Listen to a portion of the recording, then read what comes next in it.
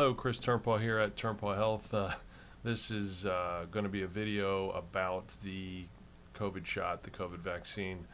I've been here all day. I've recorded this once. It was an hour and a half, and it was too long. Once got ruined. So I'm going to try and make this one shorter since I've been doing this all day. Um, we're going to talk about the pros and the cons of what might happen. We're going to talk about the science and the facts behind the shot, and then allow you to make your best decision moving forward, whether or not you feel that it's right for you, based on some good information. So my job here is not to tell you you should or you should not get the shot. My job here is to just give you information so you can make the best informed decision you can, to do what's in your best interest and what is right for you. Okay? This is not my personal beliefs. This is not my personal opinion. This is just giving you information about this. So I want to start off with an analogy that a brilliant immunologist told me, and I told him I was going to steal it from him and use it. So here I go. Imagine if the National Transportation Safety Board, the NTSB, told us that nobody ever got injured or killed in a car accident. We would say as a population, that's not true. We know that it's not true. And we would come back and say that's ridiculous. And if the National Transportation Safety Board said, you guys are crazy, we know that nobody gets injured or nobody gets killed from an automobile accident, and you're all kooks, that would be the analogy to vaccines. We're told over and over again that nobody gets injured and nobody gets killed from a vaccine, and we know that that's not true. And then we're told, hey, when we say that's not true, they tell us we're kooks. I've personally testified on behalf of a vaccine-injured child, a 15-month-old. A federal judge found in favor that the child's injury was caused from a vaccine, and she was awarded $382 million of a life care plan. So it does happen. Now, in the previous example, if the National Transportation Safety Board told us that nobody died in a car accident, and we knew that it was false, it doesn't mean I would never get into a car. I might still choose to get into a car knowing there are risks associated with it. And in that same analogy, one might choose to get a vaccine knowing that there are risks associated with it. And the best way to do that is to know what your risks are and to know how to mitigate those risks. So that is where I'm starting from. I don't have complete blind faith that everything is hunky-dory just because they told me it was so. But I think we need to dive into this and not have a confirmation bias to do or not to do based on a belief. So there is a risk associated with not getting the vaccine as well as getting the vaccine. That's important. Another statement which has been floating around quite a bit is the absence of proof isn't the proof of absence. So the absence that something is true doesn't mean that it's proof. If something's not there now, it doesn't mean that it won't show up later. So the absence of proof is not the proof of absence. One of the things that has been said is, well, this vaccine has been rushed to market. It has, but that's based on technology that we didn't even have before. So some of that is fair, and we've been able to do 2 or 3 times and 2 or 3 different trials at the same time because of technological advances. So there are reasons why we were able to bring this one, by we, not me. It was able to be brought to market sooner, and there was also a strong push to do so. They cut some corners as far as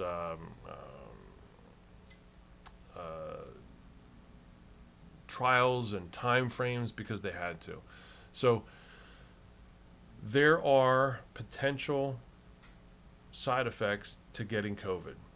And what happens is when you get COVID, one of the things that can happen is you can get COVID and you develop antibodies. These are my antibodies. If this is COVID, there are several different proteins in the COVID that you can develop antibodies to, and you develop antibodies to fight it. Okay, so upon exposure of the bug, you develop an army to fight it. sometimes that army loses its focus and will start to attack you. So you get an infection, develop antibodies to the infection, and at the same time develop antibodies to you. So you can have an infectious driven autoimmune reaction. That is true. And if you're at risk for that, if you are at risk for that, you want to be aware of that. Now, if there are 5 potential antibodies you can make to the virus, the shot only has 1 in it. So instead of going from 5 times the risk, you go to 1 time the risk, okay? So that is a reduction. That is actually something that's pro-shot. Now, Dr. Vijjani and Dr. Krasian have published a research paper that shows that some of these antibody productions can cross-react to you. So what do you do to mitigate that? One of the things you do is you make sure your immune system is healthy. What can you do to mitigate your risk of getting this autoimmune reactivity? Well, one of the things you can do is make sure that your immune system is efficient and as healthy as it can be when you get the shot or when you get the virus. So that's very important. You want to make sure you maximize your vitamin D levels to a healthy level. Make sure you have healthy glutathione. Make sure you have some zinc in your body. I wrote down the quote from the World Health Organization. The World Health Organization said, vitamin D, vitamin C, and zinc are critical for a well-functioning immune system. Vitamin D, vitamin C, and zinc are critical for a well-functioning immune system. But then they followed it up with this. They could offer no guidance relative to COVID within respect to vitamin D, vitamin C, and zinc. It seems a little ridiculous to not give the advice to give yourself what is critical to have a healthy immune system. So that was a little frustrating. They went out so far as to say, hey, these things are important, but we're not going to give you any advice on it. The other piece is, this is a little complicated, but it's worth talking about, so you come at it with some knowledge. The people that did the worst with COVID, when they got COVID, they turned off part of their immune system that prevents autoimmunity from sickness. So remember we talked about you got the antibody to the bug, but you also attacked you. There's a piece of your own immune system that helps to shut that off. They're called T follicular cells. These cells, in the worst cases, they got turned off, so that allowed the autoimmunity to run wild. So the more severe your COVID is, the more likely you are to get this autoimmunity because you don't have a properly functioning immune system. There's a strong possibility that if you get the shot, you're not going to have as severe a reaction, so therefore you're not going to develop that secondary autoimmunity. So that is an important piece. There are several papers that show that the worst outcomes from COVID have low vitamin D and low glutathione. So it's very important to get yourself healthy and before you get the shot. A few other pieces, because I'm going to try and make this shorter than the other ones. This is a piece of paper put out by the CDC, and it talks about these put you at risk.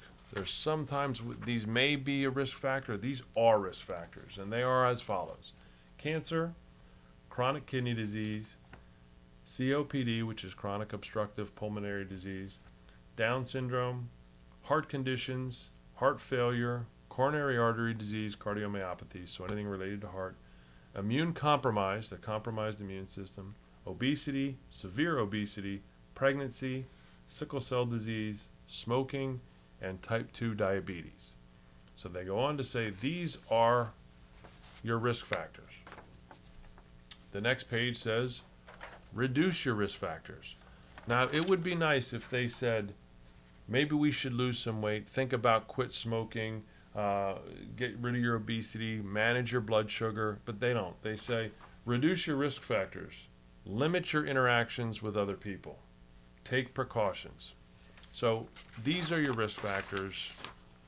Do your best to mitigate these risk factors, whether you get the shot or get the disease.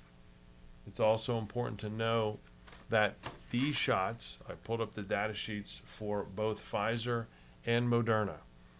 They have no preservative in them. They have no aluminum in them. They have no mercury in them.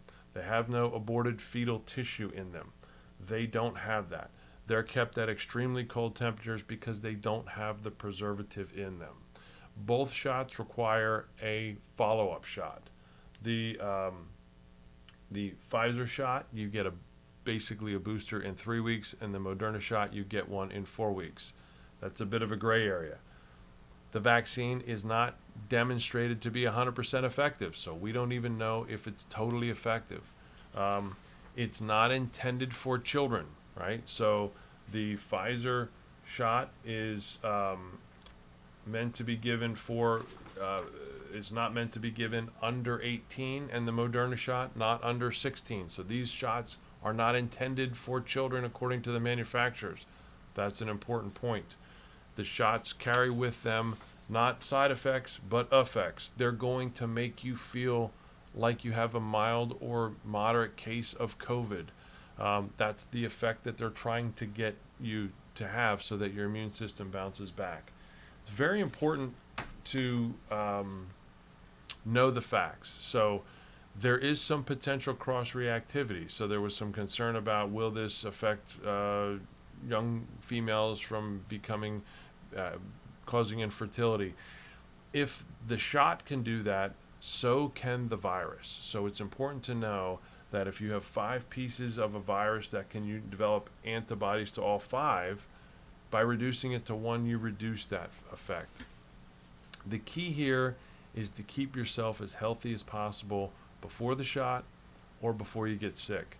There's no 100% guarantee because we don't know how to actually look at every single thing that can make you healthy. The other piece is, what is your risk tolerance? How tolerant are you to risk? Back to my original analogy, you know people get injured in a car. Are you willing to get in a car? Do you get in a car when it's icy out? Do you get in a car when it's snowing out? Do you not get in a car even on wet roads? That's all your risk tolerance. That's what you're doing with COVID. COVID, if you're COVID-centric, which means your entire world is COVID. You don't care about anything else on the planet. The world could go to the hell in a handbasket, but you are worried about COVID. I gotta tell you, when you get the shot, you're not 100% safe. Many are saying, who are COVID-centric, once you get the shot, you still need to socially distance. You still need to be your mask wearer. You still need to stay home. You still need to take every precaution. That is your risk tolerance. That's if you're COVID-centric.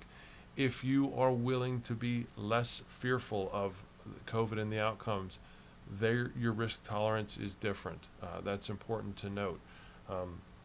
So where do you fall? I got COVID, but I don't want to get it again. But I chose to come to work. I chose to not stay at home and lock myself in the bunker. That's not right or wrong. That's just a choice that I made. I wound up getting COVID. So that was my risk tolerance. Everybody has their own risk tolerance. If you have some comorbidities, if you're older, if you're heavier, if you have lung issues, if you have heart issues, you may want to consider getting the shot because it probably will be safer for you to get the shot than to get the virus. That being said, it is true. We don't have all the effects and side effects of the shot because we don't have the 6-month look back and the 2-year look back. The Pfizer trial, 20,000 people got the vaccine. In the Moderna trial, somewhere around 15,000 got the shot. That's but a drop in the bucket to the hundreds of millions that are going to get the shot in the weeks and months to come. So we're going to have a whole lot more data points when this comes out. This is not to tell anybody to go get the shot or to not get the shot. It is to know the facts about the shot. And hopefully this has been helpful, and I tried to keep it under the 2.5 hours that I originally did my first video on. So there's a ton more information. We're happy to give you as much information as possible. If you have questions, please reach out to us. Please do your best to take this opportunity, put yourself at a decreased risk. That is not only locking yourself in your house and avoiding people. That is one way to mitigate it. But please do your best to get yourself a little bit healthier. Please, whoever you are, wherever you are, please know your vitamin D levels before you get COVID and before you get the shot. Please do your best to increase your efficiency of metabolism. It is lose a little bit weight if you're a few pounds overweight. If you're smoking, now's a perfect time to quit smoking and get yourself healthy. These risk factors before were risk factors that could go on for long periods of time. Now they could actually kill you. So that's an abridged version. I've been at this all day. I hope that was helpful. I hope it gave you some insight as to what's going on, some of the biases we come into this with, and the knowledge to make a better decision coming out of that. Thank you for your time. Sorry I had to add a little addendum here, a piece that I forgot that I think is important. When you get COVID, you have an opportunity to get COVID again. You don't have a lifetime immunity to it. We think the same is probably true of the shot. We don't know yet. The other piece is not everybody gets immunity when they get the shot. So just because you got the shot, it doesn't mean you can't get COVID, which means you can also give COVID. So if you get the shot, you might still get COVID and you can get someone else sick with COVID. It's reduced, but it doesn't mean you're immune and you can just go and be around your great grandma with every comorbidity under the sun. So we're probably going to see COVID for a long period of time. Does that mean we don't know if the shot may confer a lifetime of immunity? I tend to think not at this point, but I don't know. Certainly we know if you get it in the wild, it's not a lifetime of immunity. So just be aware, if you go the shot route, you may be getting a shot more than once, or you're definitely going to get it more than once because both of them have 2 shots.